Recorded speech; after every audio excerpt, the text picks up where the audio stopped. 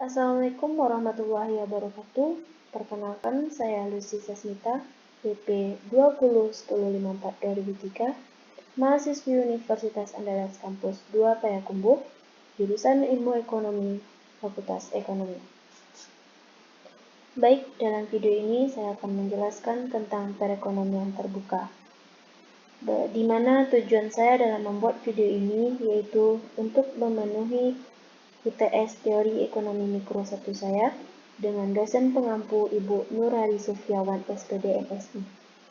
Baiklah, saya akan menjelaskan tentang perekonomian terbuka. Pengertian perekonomian terbuka.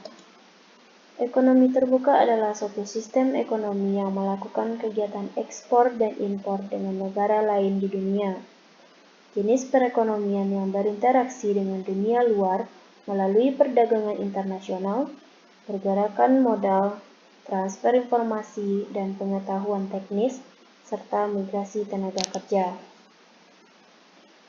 Sistem ini memberi kesempatan bagi masyarakat untuk berinteraksi dalam bidang ekonomi dengan negara lain, baik perseorangan, swasta, dan pemerintah.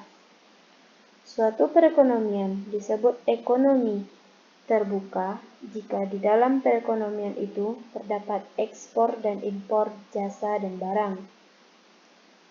Terdapat pinjam-meminjam dana antara negara yang berkaitan dengan capital outflow, yaitu aliran modal keluar asing yang merupakan keluarnya dana atau modal dari dalam negeri ke luar negeri, baik secara langsung maupun tidak langsung. Yang kedua adalah capital inflow atau aliran modal masuk asing, merupakan masuknya sejumlah dana luar negeri ke dalam suatu negara untuk tujuan investasi. Selanjutnya adalah arus modal dan barang internasional. Dalam perekonomian terbuka, pengeluaran suatu negara selama 1 tahun tertentu tidak perlu sama dengan yang mereka hasilkan dari memproduksi barang dan jasa. Arus modal dan barang internasional terbagi menjadi 3 bagian, yaitu yang pertama adalah ekspor.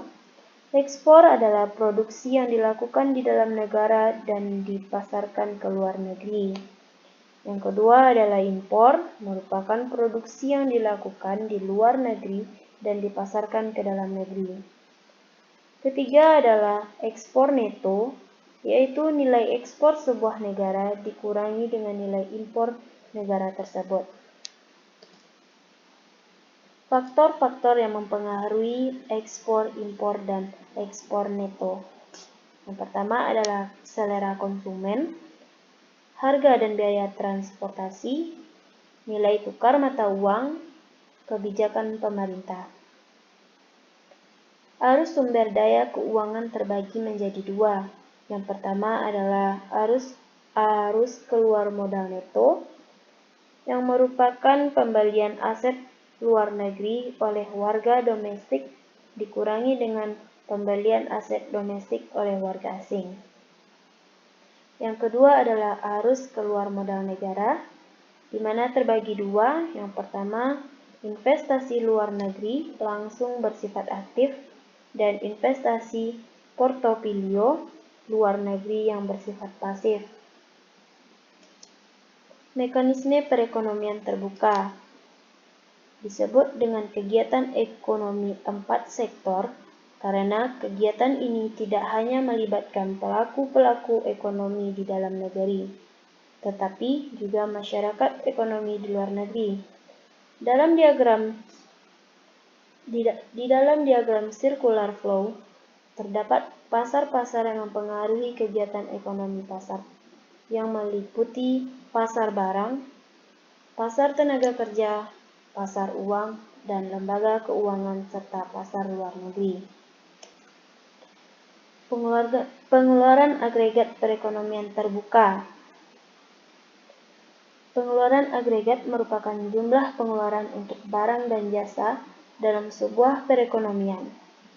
Apabila diteliti pada perekonomian 3 sektor, maka aliran yang berlaku dalam perekonomian terbuka terlihat beberapa berbeda karena dalam perekonomian terbuka ditambah dengan kegiatan ekspor dan impor.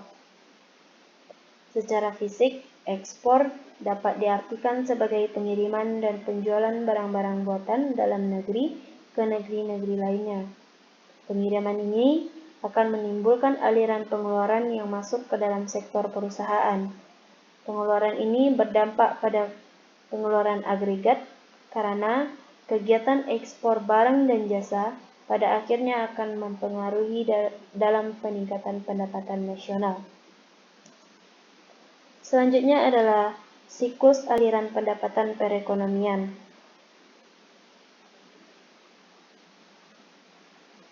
Pada perekonomian 4 sektor terdapat 4 pelaku ekonomi. Yang pertama adalah rumah tangga konsumen, yang kedua adalah rumah tangga produsen, yang ketiga adalah pemerintah atau rumah tangga negara, yang keempat adalah masyarakat luar negeri. Rumah tangga konsumen berfungsi menyediakan faktor-faktor produksi seperti lahan, tenaga kerja, modal, dan skill keahlian kepada rumah tangga produsen. Sebaliknya, rumah tangga produsen akan memberikan imbalan berupa sewa, upah, bunga, dan laba kepada rumah tangga konsumen.